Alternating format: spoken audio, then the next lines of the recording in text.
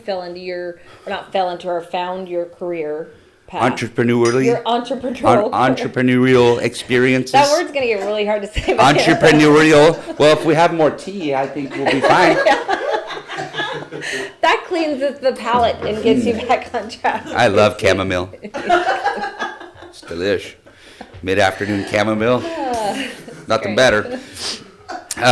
So, yeah, I basically, like I said, growing up, I saw my dad and how that worked and having the ability to call your own shots. So the first, business that I started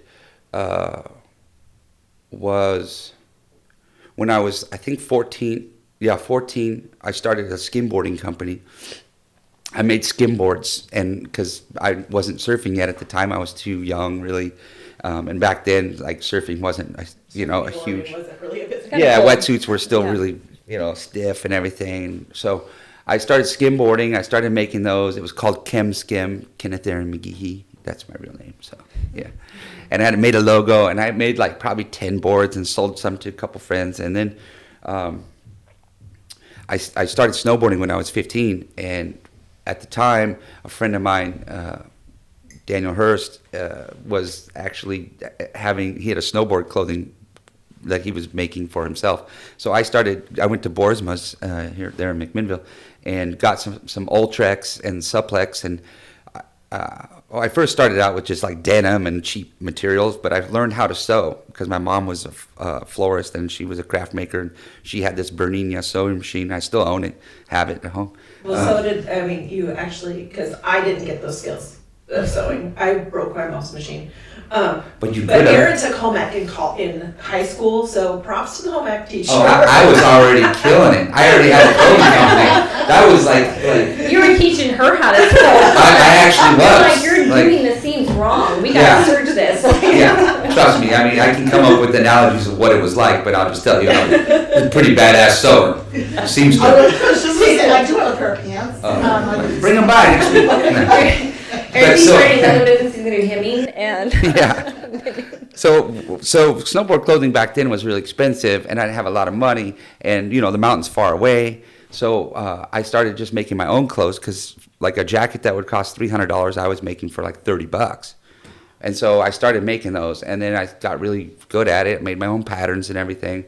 And then I started selling the clothes up on the mountain so that I could buy gas and, my car, food, everything that I needed to start going to Mount Hood. And that's where I basically found my group of friends, and this in the early 90s was Mount Hood, because I grew up in McMinnville and we were skateboarders and whatnot, and I grew up playing sports and everyone knows each other in town. It was a great place.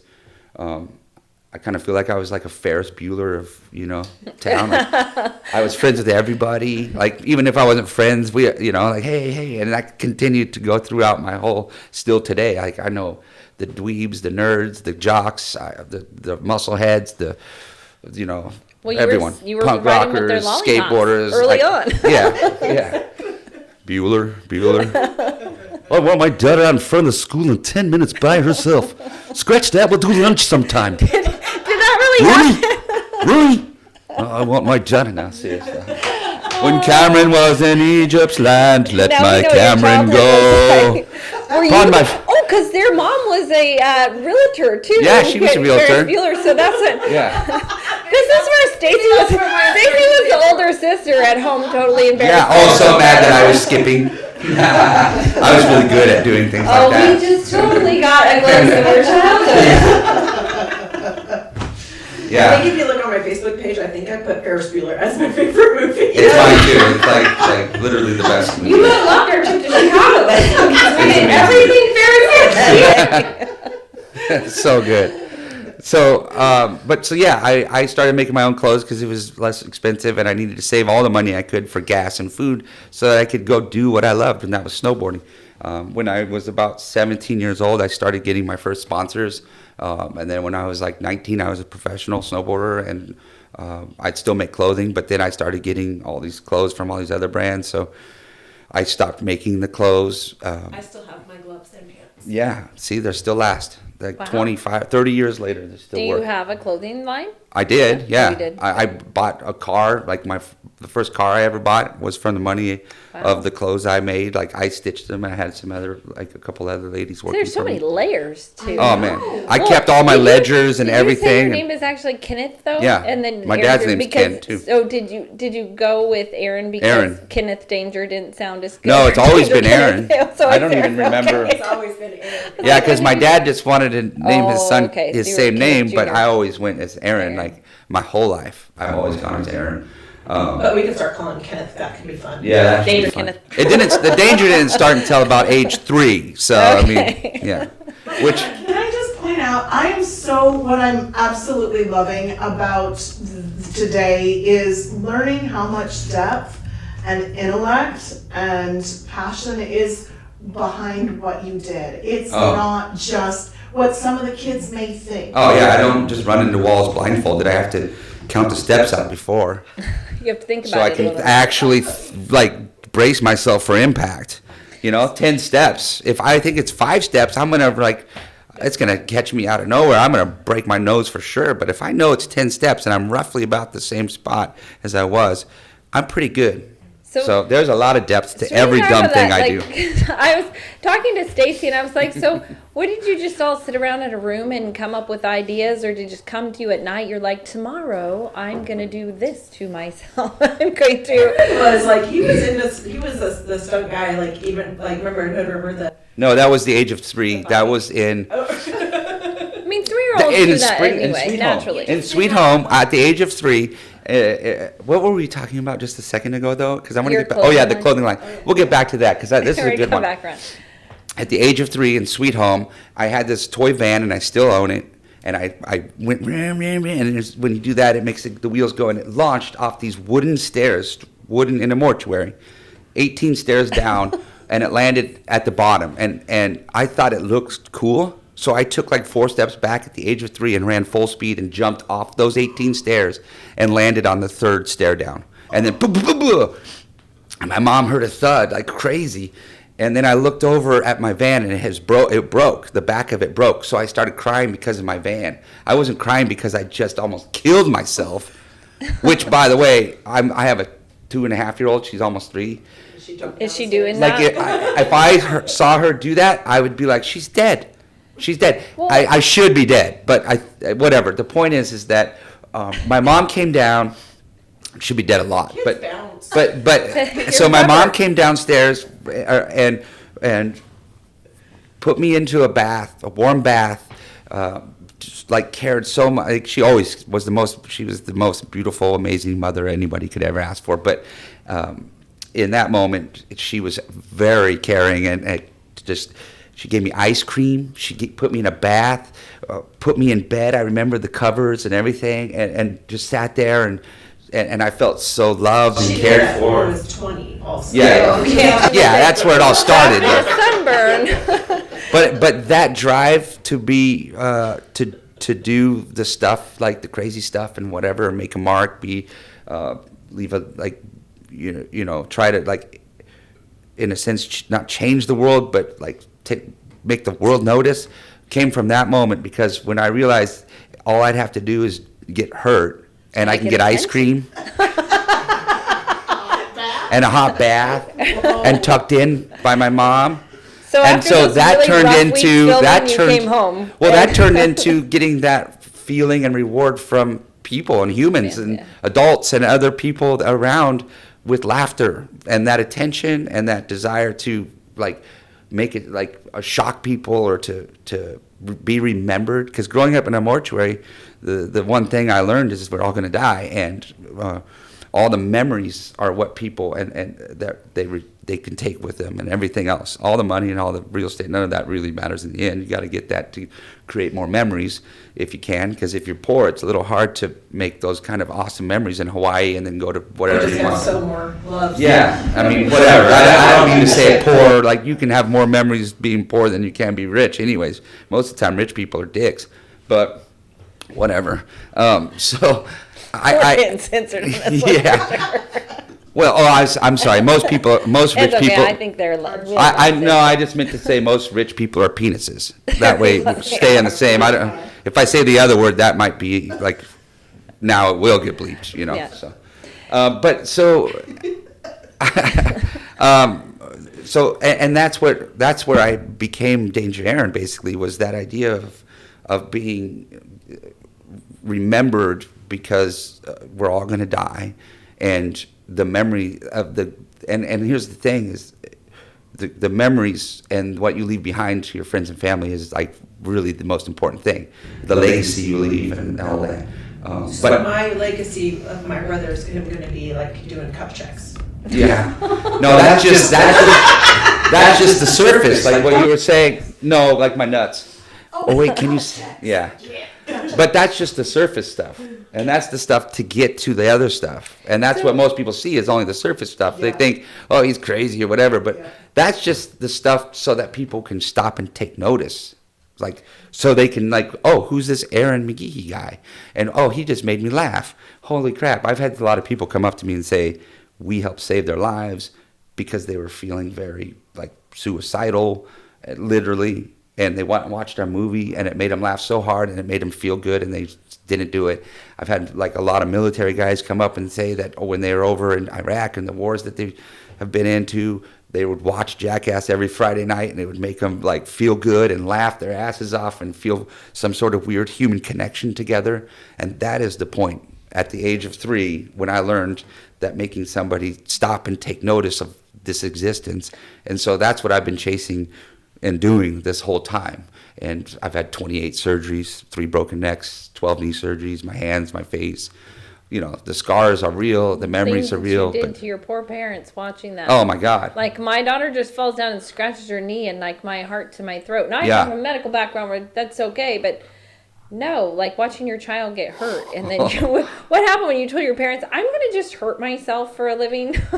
Well, I mean, that kind of just like Evolved. I already broke my neck the first time when I was 18. So Okay. I was a pro snowboarder. I broke my neck, and my mom always had to deal with me doing wild, crazy stuff. I mean, I think we were all pretty athletic as our family and whatnot, like in our own ways. And I was very spry. Like I could do flips and do everything, and I was very. That was the first company that sponsored you, wasn't it? One of the first snowboard company called Spry. Oh. Yeah, I was that. But, you know, definitely in all of this, in all of what I'm saying is the most important thing that my parents and our family taught me and us is that to be a good person and to have like morals for whatever and ethics. And I've died twice pretty much. And in the experience of my death, I've had DMT released in my brain, and all these life memories and flash. Like in 5 seconds, I lived my life completely, and I was able to let go, and that was heaven, and that was what I believe every one of us with our consciousness is. That's where we find heaven and hell. If you were a bad person, you did bad things, that last breath you're about to take torments you. But if you can let go of your life and say you did it right, and you loved, and everyone around you loved you, and you were a good person, you can die in peace. And what is all the money for and all the real estate for if not being able to just let go? And I think that's something that most kids 18 should have to learn, is how to like die so that they can appreciate their life and what the value of it is. We're not condoning doing the thing that Aaron did 'cause No. we don't want you to die. No, but it should be something that they have to experience in a way that so No, they I totally understand, understand, like yeah. what is this purpose end of of the being day, here when other you're than laying to be there good. Facing your mortality, all of these little things really don't Yeah, matter. especially nowadays. All like, the petty fights and arguments and turmoil that we put each other through in life, and the wars and all of that stuff don't really matter when it comes down to Yeah. the end of the day. You can't take any of that with you. no, but that also should be and is the basis of entrepreneurship, is that you might fail, but you're willing to try, and that you have to be able to let go of these ideas that safety net, that it might not work, that it might work. You just have to be able to be willing to accept you did your best, and that was it. And when people hold on to their their entrepreneurship or their business or whatever they value in life so much that it doesn't allow them to just move on from it. That's when it becomes, in a sense, hell and overtakes the reason you ever even started that business or whatever you're doing. So, well, I know I snowboarded through college, and I always loved snowboarding, but I never was really good at it. And I had a snowboard pro told me one time that the key to being really good at it is not thinking of the worst case scenario ever. Like, you can't think about ever that you're going to get hurt, because the moment that you're cautious is the moment that you're bad at it. Yeah. And it's the same thing in entrepreneurship. I mean, I do believe in doing smart business and planning for, worst case scenarios a lot of times, but they say you also can't plan for failure. You have to take the risk, or else you'll never be successful. But it's really important to have multiple ways out of every situation in life. Even when you're driving and you look around, you're like, okay, if I had to, I could go in this lane or I could take this left at all moments, because at every second that we're alive is a second that could be your last second. Every second. It's not like in 1 minute it could be. It's like right now. Never ends. It's a constant thing. The earth could shake. The wind, or everything, anything at any moment could happen. So you're always trying to like predict and scan like around, just trying to always have multiple exits or ways out or ways in to every situation. So like in 07 or when 08, when all the market tanks, and you're a real estate, you're an agent new to the market, and it's in the worst position ever. You just learn new skills. You have to learn new skills, new ways out. That's what that era of real estate taught a lot of people, is like you do not whatever it takes, but you find multiple ways. There's always a left, there's always a right, there's always a forward, there's always a back, there's a side to side. There's always an option. There's always another way, and if you are always thinking of those ways, then you're pretty good to be able to go for it, and just always have a backup. So. You said something else earlier that I want to wrap back around to that I think connects with this, and that is that when you go into yourself and that internal voice that does know. Yeah. Right? The one that you were saying that listen to, right? When it speaks up, that's when you take action. Yeah. And I think it's a combination pack to a certain degree, having those outs, but also even prior to that movement, connecting to oneself so that the forward movement is based on who you are. It's important to know who you are. Absolutely. Yeah. Yeah. For sure. You never want to be going backwards. You want that forward momentum. And we always look out. So much we look out. Like, what would you do if you were in my position? What do you think I should do, right? And the answer is always when we connect inside. Most of the time when people ask that, they already know what they're going to do. I'm definitely guilty of that. And I just ask, You ask all the time, like, should I sell this one? Should I buy that one? And then I already know what I'm going to do. You do. But He has to ask. sometimes I can be persuaded, or because I didn't know something. Like, oh, I didn't know that. Is he the world's worst client? No. No. I might be the world's worst brother sometimes, but... So We've done a few transactions together. 3. We've done 3. So I've helped Aaron buy 3, helped my sister buy 1. We purchased 3 and sold 2.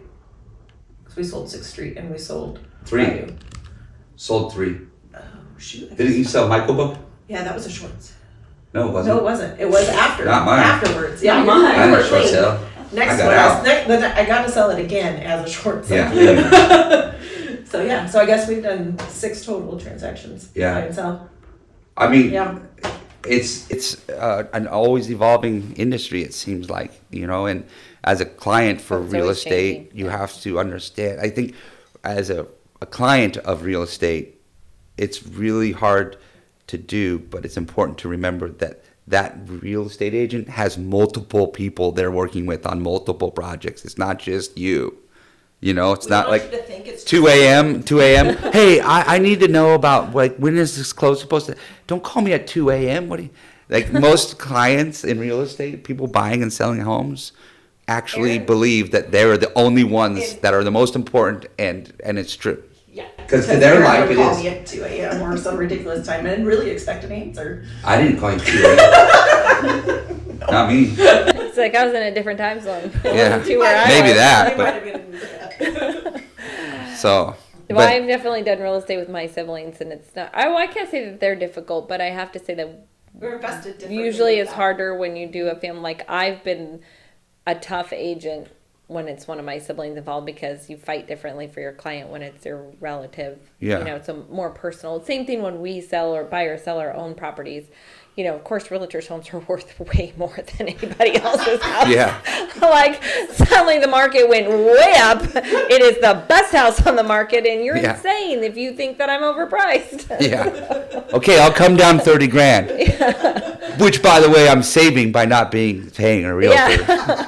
But I'll do it for you. No, realtors always want commission on their own property. Yeah, right.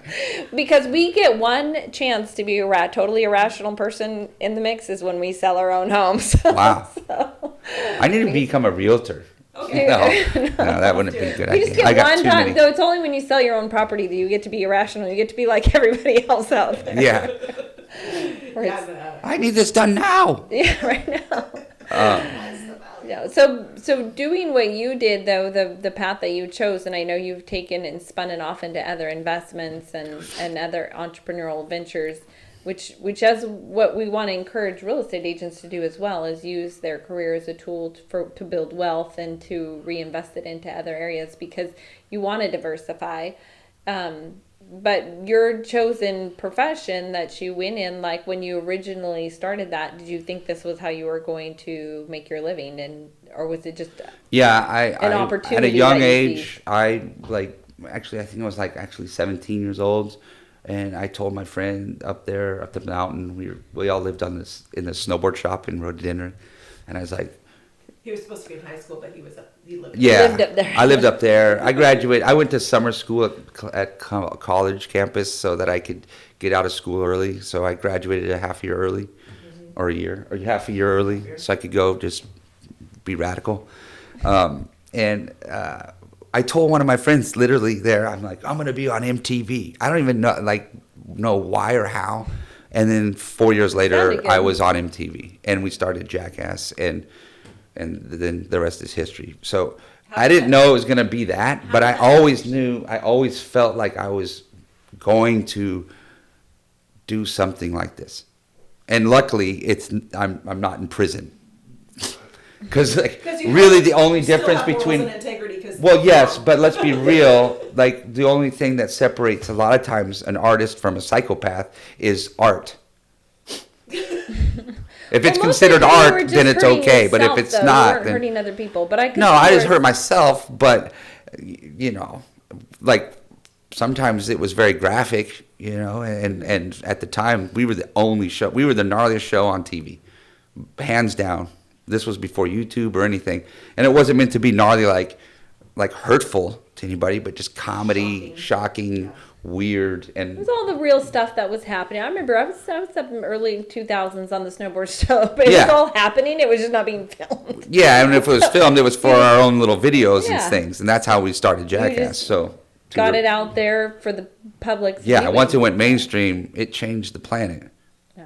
Literally, people So started they- sending videos, VHS tapes to MTV in We Santa were Monica. no longer afraid to show the world the dumb things we do. Well, what it did is it inspired people to be, at the time, with technology, like video cameras, cell phones started, but that was before cell phones, but video cameras were fairly inexpensive. Everyone kind of had one or knew buddy that had one, so people were sending in VHS tapes to MTV, Viacom, there in Santa Monica, California, and they couldn't open them because if you open them, then they'll say you stole my idea. If they ever say you stole my idea. I did see, and I watched, because I rewatched some of the old episodes, and there was posts at the end of it that says "Do not send your videos in." Oh yeah, so they must have just been getting flooded with. Oh, videos. flooded, and so that's how YouTube got created. I talked to the creators of YouTube at this one party a long time ago, and they literally said it was because of Jackass. Like, They want to give Because those what people happened is somewhere all to those post it. videos that were being sent in to try to get onto what they thought people thought they could get on Jackass. They didn't understand it was just our crew, our cast. That was we were like ourselves. And so they were trying to get on by sending in these like America's Funniest Home Video style crap, but that's not how it worked. And so these guys created YouTube for people to show their crazy videos on and get exploited and famous from it. That is literally why YouTube awesome. started. And I asked the guy at the party, I was like, can I borrow some money? You're like, He had just sold for like 20 billion or something or whatever it was, which now with inflation isn't so much. your money. managers then would have just opened those, just come up with that concept then Oh, and yeah. thrown all those videos in there. But Another idea that went out. whatever. The point is that, like the whole basis for it for me was to just be kind of just, I wanted to be remembered in the world. And because I knew I was going to die eventually anyways, probably maybe sooner than later. And so I had it in me since like the age of 3 that I basically wanted to just live forever. And the only way to do that is to be remembered and kind of set up this like legendary status. And that's it. Because I'm going to die. But what I do will, in a sense, live You don't forever. want it to be like, well, he just didn't wake up. It'll be like, no, he was hanging from the Yeah. So many times Hit I've by been the like, well, this is train. it. But I did it. So, I did it.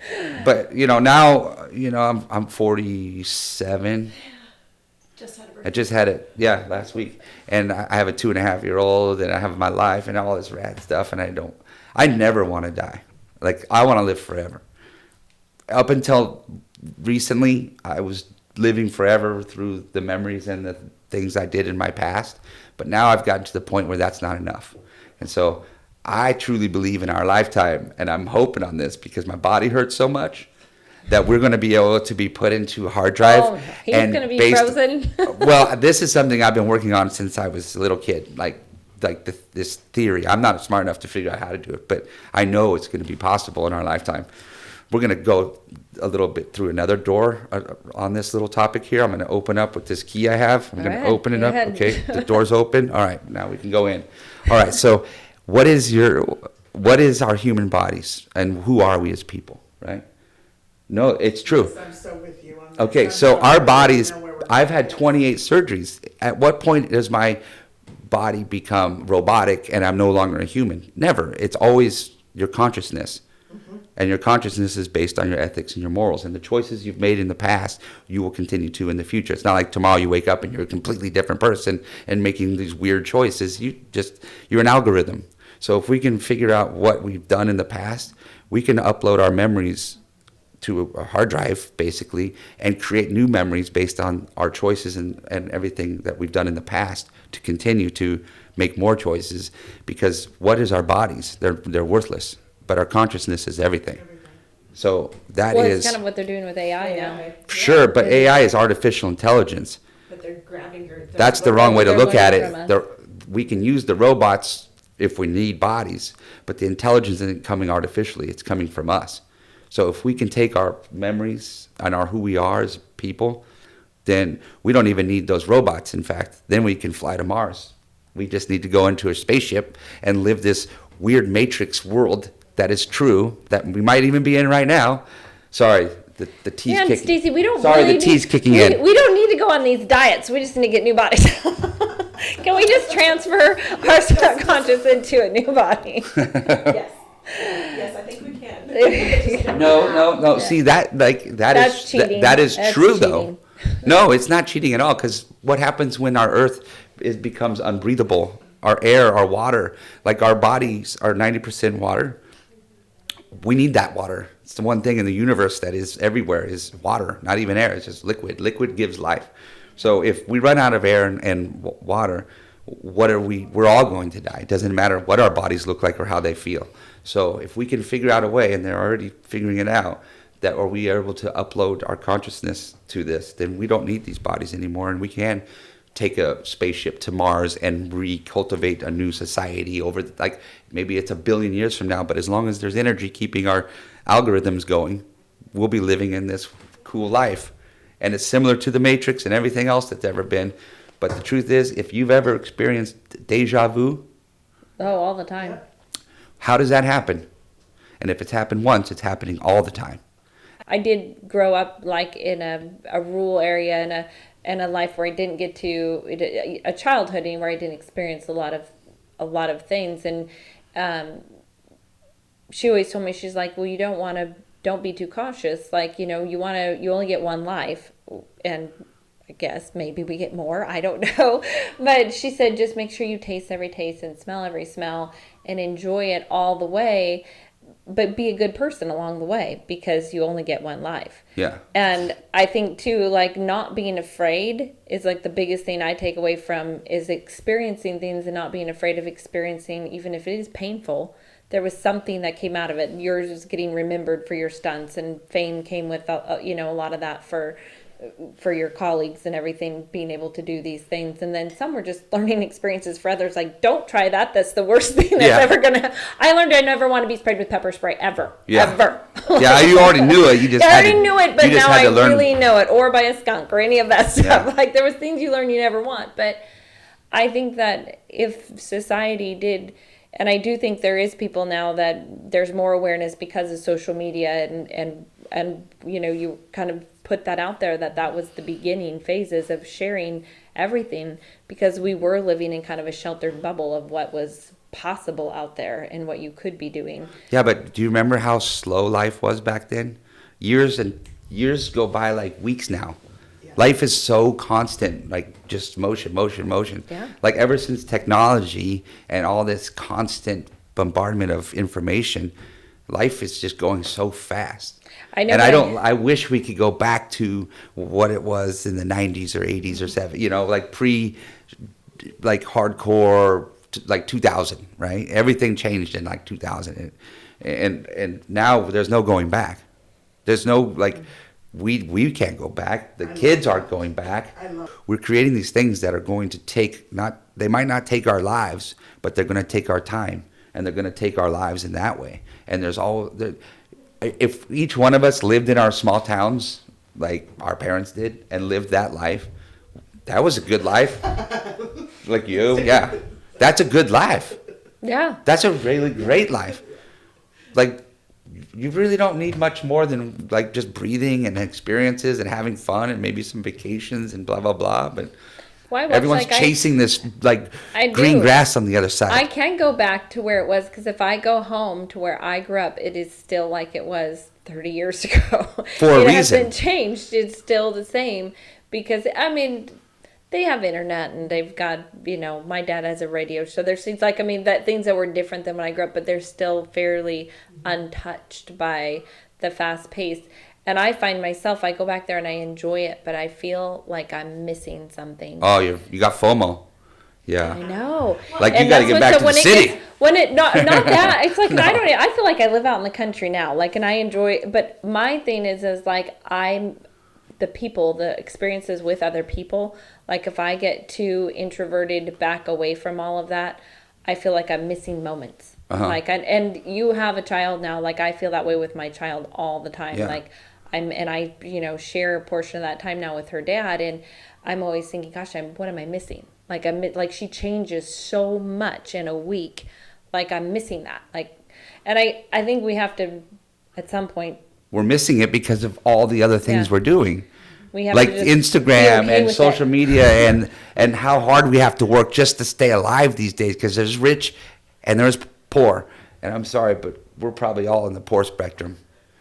Because we're talking 100 million plus billionaires. The middle class is gone. Like, we survive. Like, even if we have a lot, like what we think is a lot of money in the bank, that's not security anymore. Like, not at all. Like, no, because every time we get to the point where we think we're at security, inflation happens. Boom! Gas is $5.50. Moving that benchmark for us.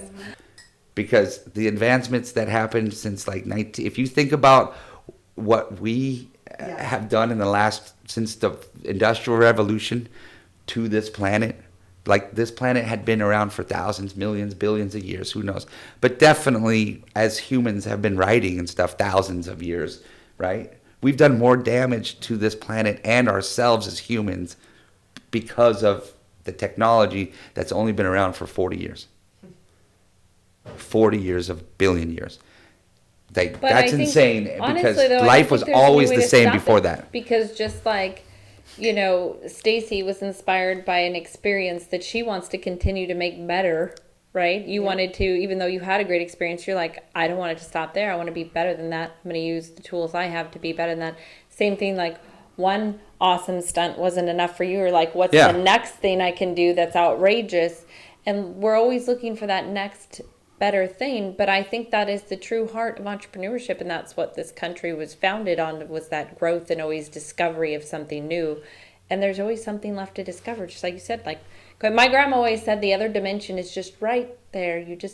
She could almost touch it. She would go like this. She's like, I can almost touch it. Wow. It's right there. So genius. I love That's, that. I think that's how entrepreneurs' brains work. They're like, Yes. that night scene is right there. I Yeah. can almost feel it. You have a vision of where you want to be. And that one more thing. Now, one more thing. I started a skate shop actually in McMinnville in 2005, because that's when I bought my first house, 2005, and that was like, I did that all on my own. Like, I got all the orders, I got all the brands, like with the help of a lot of friends, helped remodel the building and whatever else. But that was like, I had a vision.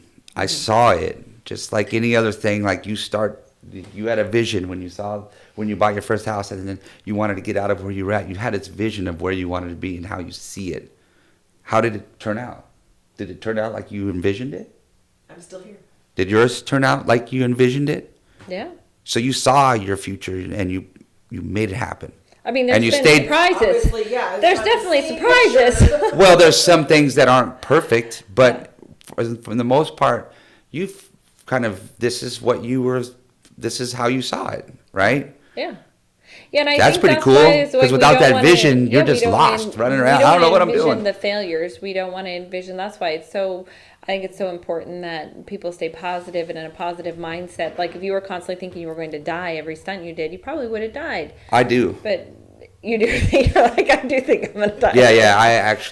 I think I'm gonna die every day. Try to call Aaron every time before he does a film. No, it's not even that. It's because I grew up in a mortuary. Oh, well, that's true. You have a I've different been perspective. conscious of this mortality my entire life, since my uncle Daryl died at the age of, I was 5, and I already seen a dead body, but when he died and I saw what that really meant, that changed my life forever. If you lived your whole life knowing death was going to happen, like every day you thought about it, that's me. It's not something I can not think about all the time. And because of that, I'm constantly trying to live like this is my last breath. And because of that, that's what helps me remember to just be a good person and to be able to let go. And by doing that, by looking and not having regrets of hurting people, burning someone, and just being as good as you can on this planet, to the planet and the people around you, then when that second comes and you do die, which will happen, even if you have time to think about it, then you can actually let go. And so I do constantly think about dying every day. But not in a But negative sense. No, in reality. And it is a negative because I don't want to die at all. I want this to be forever. Like, this is awesome. Life is rad, even when it sucks. I'm in a lot of pain. I'll tell you that. And it's awesome. Like, I still want to be alive, right? So, but, like, that's how you got to do it, is always just, continue to remember what it is, where we're at, and how awesome it is. And when it's bad, when you lose your business, or when you fail, and when somebody doesn't get what they want, or it didn't work out, just take a step back and remember we're all going to die. Yeah.